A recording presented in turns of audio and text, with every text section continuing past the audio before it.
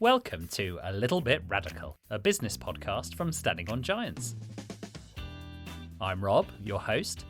Join me as I meet people and organisations who are doing things differently, challenging the status quo and, yes, might just be a little bit radical.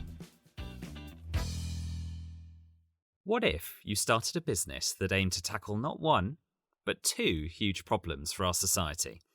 I'm really pleased today to be joined by George Amodio, Director of International Relations for Doing Good Works. Based in California, Doing Good Works creates branded merchandise, but sustainably, tackling the huge waste from corporate events, giveaways, and company stash. Not only that, at least 30% of their team have been through the foster system. I can't wait to hear more about this. George, welcome to the podcast. Hi, Rob. Thanks for having me on the show and looking forward to it. Great.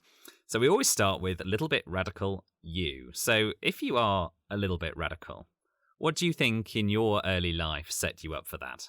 So I certainly wasn't radical growing up. Honestly, up until university, I'd have been like a stereotypical English teenager, as you can imagine, sort of playing video games, playing football, sort of happy in my own little bubble. I think when life is comfortable and you're in a position of sort of certain privilege, it's really easy to fall into ignorance and have limited understanding of what's really happening. The environment you're in, such as school, doesn't really open your eyes to sort of injustices that are going on, whether that's sort of the climate crisis, crimes against humanity.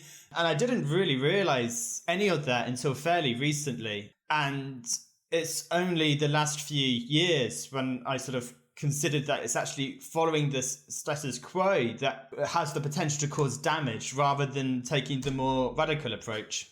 I think that's really interesting what you said about how when you come from a position of privilege, it's really easy to fall into ignorance. Can you pinpoint a moment where these kind of things, the things that you were previously ignorant about, started coming to the fore? My school life and my environment growing up until university, people are mostly of the same position as myself. Going to university suddenly get people from different backgrounds who have experienced things you can't even imagine. So that, I guess, was my great awakening, I suppose, into other things going on. And then going from that, I guess, to be honest, it's really been the internet that's allowed me to be a lot more informed about what it is that is going on. As everybody knows, the internet has the ability to transform minds, but not always for good. I guess it's been a mixture of being curious and I guess decent critical thinking skills that allows me to use this tool as a greater understanding of the world and what I think we need to become better human beings and just have a better society overall. As a lot of people are quote unquote radicalized online, I'm thankful I have been able to use the internet to see my compassion grow rather than sort of diminish. A lot of people who do use the internet for sort of expanding their minds or at least getting their information to become more radical. I'm kind of pleased that I didn't fall into sort of the extreme far right trap, I suppose, and sort of the prevalent conspiracy theories that are going on. So I guess it's just sort of being motivated by love rather than hate and having optimism of what we can achieve as a society that has allowed me to use the internet for good and go on from some of what I have learned from university, from some of my friends that I met there. I love what you said there about the matching the curiosity with decent critical thinking skills. And I think being a little bit radical often comes down to those two things. Being curious enough to see a different way and having enough critical thinking to question that the way that things have always been done is the right way. So we're going to move on to your work now, and I'm really keen to hear about the company you work for, Doing Good Works. But before we do that, I know that the way that you came to the company was quite unusual. Can you tell us how you sort of fell into working for Doing Good Works? Because that's an interesting story. I certainly can, yeah. I had a good degree of good luck to get into the position I am. So after finishing university, I decided because I hadn't done sort of too much traveling, hadn't seen that much of the world, I'd love to visit Southeast Asia. So I thought it would be a great way to sort of spend maybe 6 months to a year teaching English as a foreign language in Vietnam. Out there in the training course in Ho Chi Minh, I met who turned out to be a good friend called Ryan. We moved to a city called Da Nang in sort of central by the coast of in Vietnam. Ended up moving in with a few other housemates. The 6 months turned into about 3 years. Had an amazing time, had a lovely time in Vietnam. When COVID struck, the pandemic, he went back to California. I stayed in Vietnam out of, I guess, bad luck due to my flight being cancelled. So I was sort of stuck out there for another year with limited opportunities, both in terms of travel, in terms of work. So I sort of spoke to him and said, hey, is there any sort of freelance job potentially I could maybe do at Doing Good Works, a company I knew he worked for? As luck would have it, they needed someone to sort of write basic articles, blogs for SEO purposes and just spreading the name of the business a little bit more. I then took that position and managed to go from sort of freelance to sort of a part-time job to full-time. And in the course of the year and a half that I've been there, it's gone from sort of writing these little blogs to doing sort of the copy for the whole site. More recently, sort of doing the PR side of things for the company as well. Heads up to Ryan, thanks a lot. And love being at the company. Well, yeah, well done, Ryan. How lucky you were to meet him. And also, congratulations on growing your influence in the company so quickly as well, to having a greater impact. There's an interesting thing in that story about, which I think is linked to a lot of things we talk about on this podcast: curiosity, being open to opportunity, open to experience. So the fact that you were seeking that experience first by traveling, and then I think the way that, making that connection with your pal Ryan, again, is a great indication, I think, of how sometimes great things happen. Meeting the right people at the right time, and you never know where it can go. But if you're not open to that, then it's unlikely that any of those opportunities will come your way. Tell us about Doing Good Works, because it's quite an incredible organization. Tell us the founding story, and then where that business is today. Absolutely. Yeah, it is an incredible company. As you mentioned at the beginning, it's a print promotional supplier based in Irvine, California, USA. The company was founded in 2011 by the co-founders Scott Henderson and Jordan Barnett. The idea of the company started before that. They had an employment agency for former foster youth. So essentially, former foster youth would go to the agency or someone on their behalf to just sort of try and find them employment, as the numbers are staggeringly low for former foster youth having meaningful long-term permanent employment, especially on a sort of a living wage. So they would go to some companies, including, say, Disney, and get jobs for these former foster youth, and they gave themselves a pat on the back, gave each other a high five, and thought, okay, great, job done. That was easy. Sadly, it's not so easy as that, because former foster youth, or those in the foster care system, it's not just a lack of employment that's causing them severe hardship and a disadvantage compared to those who have grown up in a stable home. It's a lack of life skills, a lack of training, the trauma that's induced due to being in the system, the insane instability, I could go on. And so what they realized is employment is just one of the integral structures that's needed for a solid foundation. And so what they realized, they couldn't just be the middlemen in gaining employment. They had to sort of do the whole thing themselves.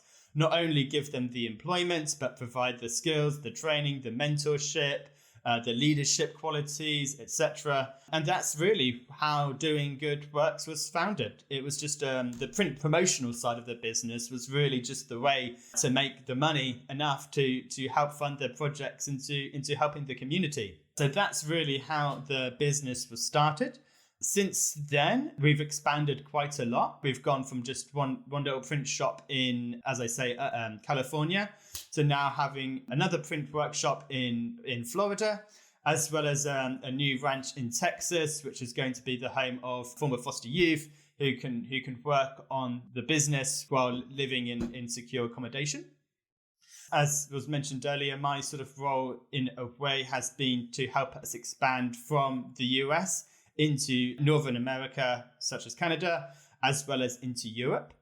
So the company has always been purpose-driven, especially in how we help disadvantaged former foster youth find the employment and skills they need for a brighter future. What is occurring now is not only are we sort of trying to do good for former foster youth, but seeing how we can sort of do good for the planet and for other communities. My role has sort of been coming in more recently.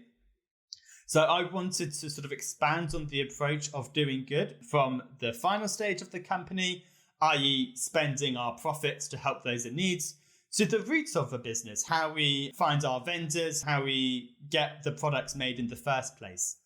So when it came to finding vendors, I wanted to sort of step away from the traditional method of partnerships when it comes to print promo suppliers. And that's basically finding the biggest Chinese vendors you can, who sell tens, if not hundreds of thousands of products, pretty much as cheaply as possible, and tend to be pretty disposable. You know what I'm talking about, plastic water bottles, cheaply made t-shirts, kind of junk which most people sort of forget about once they've given it. What I wanted to do is sort of, for the future of swag, in my opinion, is to have recipients sort of cherish the promo swag that they've been given.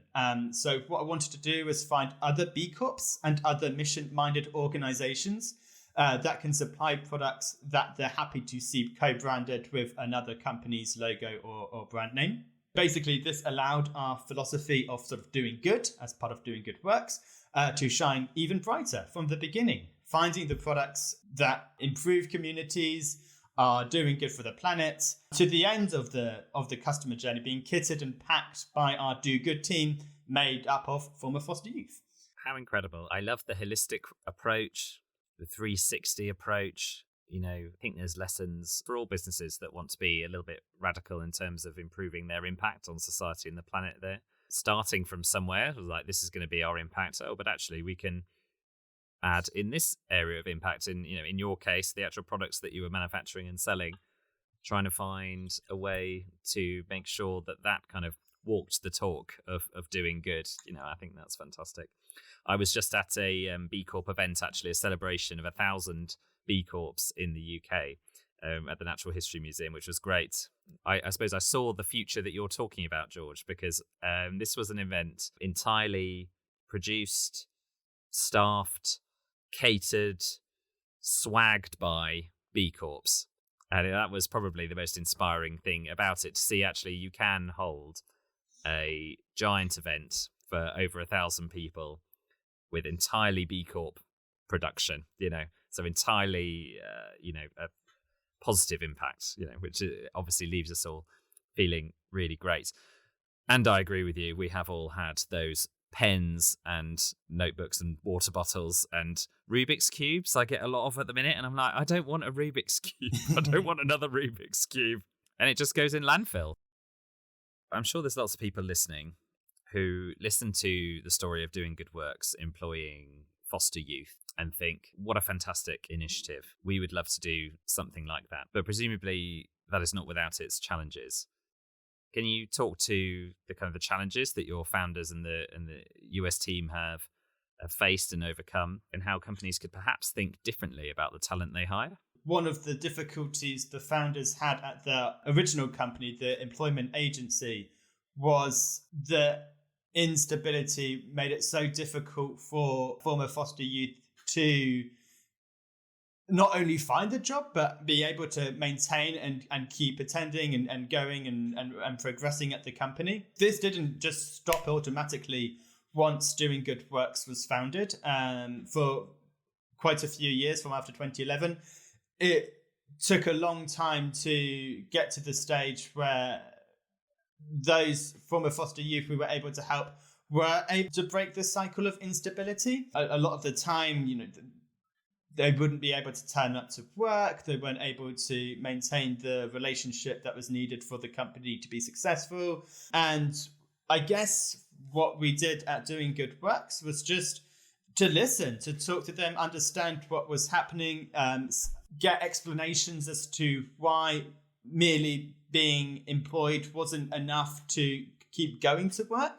Like it's, I think, quite easily, again, to be in a position of privilege and being like, oh, we're giving them a job. They should be grateful. And we're doing amazing things. And it's none of it's sort of our fault or there's nothing we can improve upon. It's saying, okay, what can we do to improve our situation to allow you to feel more comfortable and to have the opportunity to arrive to work and have a good, productive and happy time. And so this began firstly with giving free transportation. We gave, depending on the sort of public transport situation, as you sort of maybe know in California isn't the best. So it would be either trains and buses and or Lyft rides to make sure that everyone had a free and easy, accessible way of getting to the office. After that, it was sort of free lunches because not everyone has the opportunity for a healthy, nutritious and hot meal. And then after that, it was things like trauma training, like making sure everybody in the company, not just members of the do-good team, but everyone who works at the company has opportunities to take free trauma training. So we can understand more about what it's like to suffer from trauma and how we can help both ourselves if we've suffered and our teammates, our colleagues, our friends who have suffered from trauma and what we can do to help. So I guess it's just on a more broad perspective, if a company is looking to employ disadvantaged members of the community, it's to remember that employment isn't the be-all and end-all. It's the whole structure of their work and personal lives that will allow the employees to become successful. As we have found, it isn't just those from the foster youth that benefits, but the whole organization is lifted because of this approach, this mission that we have. We found that it really unites the team. It gives us a real strong purpose as to why we do what we do. So I feel that's something a lot of businesses can take on board with. Like, it's not just those who you're helping, but your existing employees and the business overall. I love that. I love the approach. If I were to summarize, well, first of all, it was looking at your employees as in the round, as their whole selves. And then the three initiatives that you talked about really boil down to accessibility. Is there an accessibility challenge for this group of people that you are looking to employ? If they're from a disadvantaged group, probably, and you should do something about that. Then you looked at health and well-being with the healthy meal, as you said, and being aware that underrepresented groups will have challenges there. And then finally, with looking at personal development, personal growth, and equipping your team with the skills to deal with the challenges they face. And fantastic to hear that it's had benefits for the whole company as well. And I think that reminds me of an old kind of cliche that helping people is the most selfish thing you can do because it makes you feel good. And it's great to hear that at a company level, this has worked. So helping people at a company level has actually lifted the whole company. And now you're expanding and profitable and all the rest of it. So fantastic to hear. I want to turn the lens to the UK because obviously you're working for a US company. You're expanding into the UK. And it feels timely because we're recording in the run-up to Christmas. And we've had the John Lewis advert come out, the famous John Lewis annual advert that comes out for Christmas. And this year they've chosen to focus on a partnership to support fostering in the UK. Can you give us perhaps a bit of an insight into what fostering looks like in the UK, and then perhaps moving on from that, how you plan to expand into the UK and Europe with Doing Good Works and what that might look like? Before I came to the company, I was ignorant about the levels of hardship, instability and trauma faced by those in the foster care system. It's not something that I think is given enough light on. But just to give you a few ideas as to the current situation.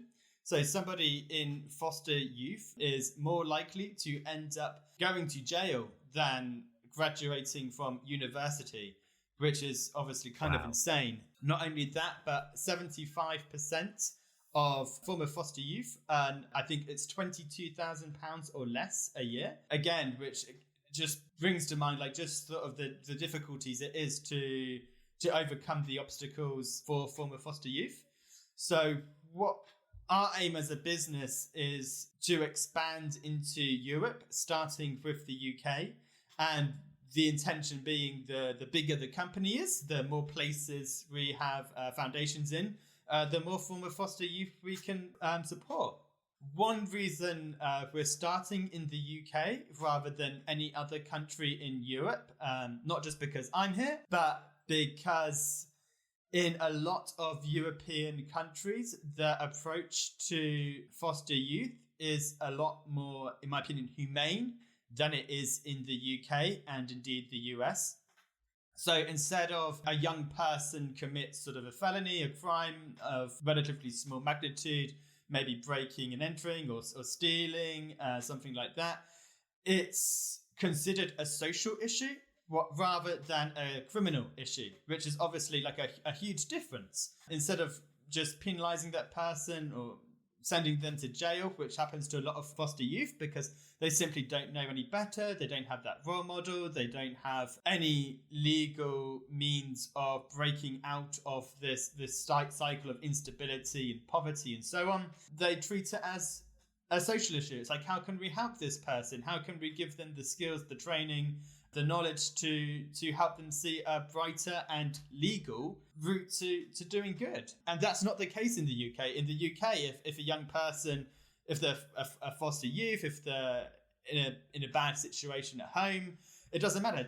They're considered, you broke the law, you're going to jail, and we don't really care if you end up coming out even worse than you are now. So that's something, a big reason why the UK is in a backwards position when it comes to sort of supporting these young people from the system, as well as just young people from disadvantaged backgrounds, full stop. And our aim in the UK is to find vendors who can supply us with amazing, sustainable and mission-minded products. I'm happy to say that has been a resounding success. We've had quite a few B Corps who've been really enthusiastic about working with us. We've already had 3 B Corps work with some US clients' swag orders. The B Corps we've worked with are really grateful for the opportunity to work on such large projects. And Fantastic. then the next stage is to start printing in the new year. Our aim is to get some print workshop built, get printed, find some UK customers, spread the word of our business, and show that doing good really does work. Fantastic. How great to hear about those plans. And I think there's something really interesting in what you said about the growth plans, and that you're going where the problem is felt most profound, not where there's the highest potential market for your products. But I, as it happens, think that those two are probably interconnected, right? Where we have more profoundly felt social problems, there's a more profound need and desire and appeal to socially minded companies. I think we see that in the UK, being the largest group of B Corps in the world now. 1,000 B Corps. No other country has 1,000 B Corps.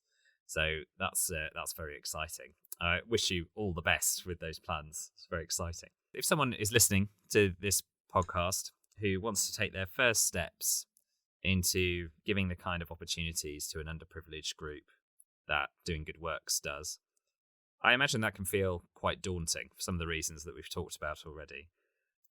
What would you suggest as the first thing they do? They're thinking, I want to make an impact in this area with this group of people, this community. What's the first thing they can do? That is a good question. I think the first thing I would suggest is putting yourself as the person that needs educating, rather than being sort of the person who feels like they're the educator. By that I mean is, don't go in with sort of the altruistic approach of, I'm going to be doing good, I'm going to solve this problem, I'm going to sort of fix everything. I think it's just going sort of to community programs and sort of seeing how the disadvantaged people in these communities, what problems they're suffering from, why they're in that position in the first place. And then from that, sort of just seeing, sort of asking, like, okay, what is it that you would like to see in your communities? How can these situations be improved? And from that, I think it's just taking those ideas and putting it into action. Sort of seeing what aspects of the community could be improved, which peoples are feeling marginalized, and listening to them and seeing what you can do to help. I love that. I love trusting the experts, knowing that actually there's experts in this already out there who are already doing this work. I think this is something that we see a lot of. There will be community groups, charities, other businesses that have been doing this for years, but perhaps aren't shouting about it, perhaps don't get to go to the Natural History Museum for a big glitzy event like I do. And so I love that. Putting yourself in the position to be educated, not as in the position to be the teacher. I think that's a great place to start. So we come to the end of our session today, George. It's been a wonderful conversation. I've loved hearing about doing good works.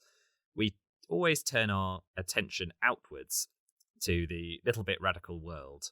So outside of your work, outside of what you have direct experience of, what change would you like to see in the world if you could pick one thing?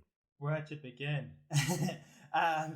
I mean, in the current situation, it is difficult to say, because with the climate crisis to sort of rampant political corruption, especially here in the UK, it's difficult to single out just one thing that's sort of realistically achievable. That being said, I suppose one thing I'm sort of passionate about, and what is realistic, at least as realistic as you can sort of expect in the UK, is to see us end our obsession with electric cars and self-driving cars and put all this energy and focus and money into something far more boring, which is public transport. Something I love seeing is seeing cities being revolutionized and completely transformed by going away from cars cluttering up the streets into making it just sort of completely pedestrianized zones. The city I live in, Norwich, is actually doing a really good job in when I moved to the city like 10 years ago, all the main streets, it's just like a typical city. All the main streets are cluttered up with cars. All the pedestrians are pushed out to sort of, small pavements. And now you've got these big open zones full of benches and just a lot more open for people to move about without being sort of crowded and cramped on the streets. And so that's sort of the one thing I would like to see in the cities, is sort of like carless zones, I guess. And this public transport being the most obvious, most efficient and most affordable way of commuting longer journeys. Like if you're going to across the country, across Europe, you're going to go via trains instead of by cars or planes. And that's something I would love to see in the world, which I think is obtainable if we have a good government. I think I don't want to open the can of worms on the final piece in your point. I love that as a little bit radical idea for the world. I'm a signed up fanboy of the Elizabeth line in London. I happen to live on it, which is very lucky. And I would happily go on an Elizabeth line train anywhere it would take me. I'm a keen cyclist as well, so I'm on board with your idea there. George, it's been fantastic to speak to you today. This is my final question, and it's always the same for all our guests. If there's someone listening who has a little bit of a radical idea, what would your advice be to that person to help them bring it to life? I think if we're talking from a business perspective, if you're looking at doing good works, and if you've got like an entrepreneur who wants to be doing good, or someone who's got sort of a little bit of a radical approach to doing business, I think now more than ever, consumers and other businesses are growing increasingly frustrated with the status quo and what is happening from a broad perspective. And we, as you say, with the amount of B Corps that are growing, what we're doing at Doing Good Works, we're able to see strong growth from a profit standpoint, from an employee happiness standpoint, and community reception is so positive also. So it's like, if you do have a good idea, combine that with a radically good perspective, I think your chances of success now are greater than they've ever been. From a non-business perspective, if you've got a radical sort of policy, I think As I sort of mentioned in my earlier point with sort of the internet sort of radicalizing me, I do feel there are a lot of like-minded people. And if you have a good idea, there's very good chance other people are also going to think it's a good idea. So I think it's just having an understanding that you're not alone in having these views that can assure you that what you are doing is right and help you gather a community of like-minded people who together can share ideas and grow the movement and take it to the next step, whether that's sort of organizing or community outreach programs or however you want to do good or be a radical. I think those are the best steps to take. That is a recurring theme. I think your first point from a business perspective is kind of just do it, not to quote Nike, the time is now. Bring it, go for it. And then the second point, find other people who share that perspective and share the idea as well. I think it's very tempting with radical ideas to keep them to yourself and have this kind of protectionist attitude of, I don't want anyone to steal my idea. But actually, the more I speak to people, it is only through collaboration and other voices and diverse contribution that the most exciting little bit radical ideas come to life. So I think that's a great place to end it. George, it's been lovely to speak to you today. Thank you very much for joining us on A Little Bit Radical. I look forward to seeing the growth of Doing Good Works in the UK and beyond. And just thank you very much. Thank you for listening to this podcast. If you enjoyed it, please follow us on your podcast platform.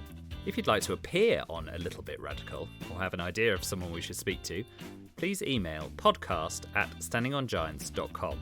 or get in touch with me on LinkedIn. You can search Rob Fawkes or search Standing on Giants and you'll find me there. Thank you very much and speak to you next time.